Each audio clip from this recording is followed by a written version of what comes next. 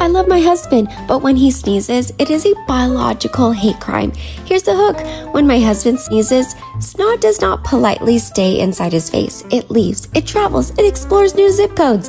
Beginning, it always starts normal. He does that little inhale like, and I think, okay, one sneeze, bless you, we move on. Middle, nope, this man detonates. It is not a sneeze. It is a shotgun blast of mucus. I'm watching it happen in slow motion like a war documentary.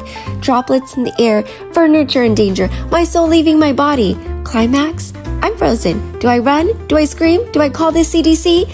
Because now I'm standing there thinking, if one particle touches me, I'm pregnant with this cold. Ending. And after the chaos, after the trauma, after I've emotionally aged 10 years, he looks at me and goes, sorry, babe. Sorry. Sir, you just sneezed on the concept of marriage.